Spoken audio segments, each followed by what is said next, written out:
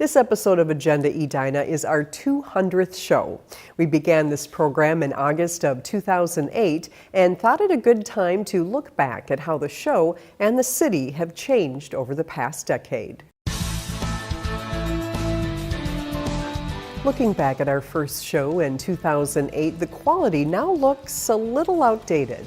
Over the past 10 years, the show has advanced into high definition, as well as changing formats from a longer episode every month to a shorter, more web-friendly episode every 2 weeks, allowing residents to view the program on cable television or on the go via Edina TV's YouTube channel.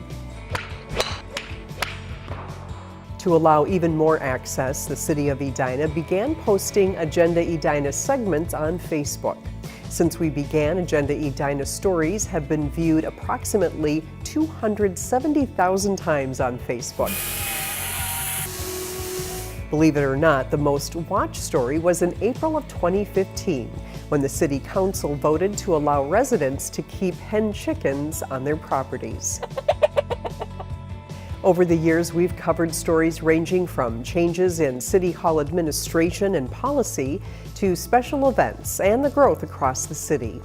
In 2013, Edina reached a milestone, and we took you along to the events of the 125th anniversary of the city and taught viewers how to pronounce Quasquicentennial. Quasi-quincentennial? Quasquicentennial? Over the past decade, Jim Hovland has led the city as mayor.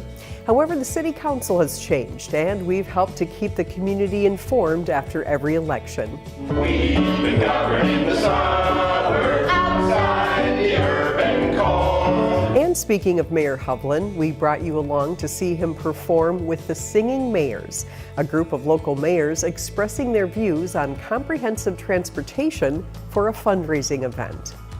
We've followed commercial and residential development. One area of very noticeable growth is the Southdale District. From the construction of the Westin Hotel and the Galleria's expansion, to the addition of hotels, condos, and apartments, Agenda Edina has brought you information about all of the changes in the area. In addition, the city has worked to keep 50th and France one of the best places in the metro area to enjoy leisure time. You've seen open streets on 50th where automobile traffic is rerouted for several blocks to allow residents to experience the streets in a different way. You've also had a bird's eye view of what each department in the city does in their day-to-day work. In the record-setting rains of 2014, you saw how Public Works stepped up to deliver and pick up thousands of sandbags for residents to use in protecting their homes from flood damage. We've followed policy changes that affect businesses and residents alike. In 2012, the City Council approved an ordinance allowing restaurants to offer discounts on drinks, bringing happy hour to Edina. Edina was the first jurisdiction in Minnesota to raise the age requirement to 21 for purchasing tobacco products. And the City Council approved a license for the first brewery and tap room in the city.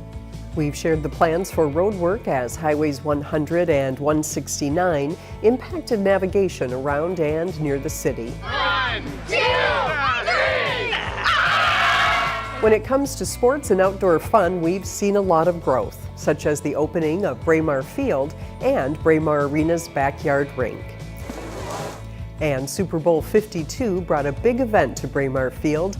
Super Kids Super Sharing included students from across the Twin Cities giving back to the community, collecting the most school supplies and athletic gear on record at the time of the event. You may recall the unveiling of the new design of the Academy 9 Par 3 course at Braemar Golf Course, with former golf pro Annika Sorenstam joining the celebration. We've followed the evolution of the Edina Aquatic Center, and we're there for the 60th anniversary. We've kept tabs on the expanding Edina Promenade as well as celebrations of park improvements, such as the renovated Pamela Park. We've featured special visitors over the years, such as the former President of India, Dr. Abdul Kalam. And there's been a lot to report on art in the city.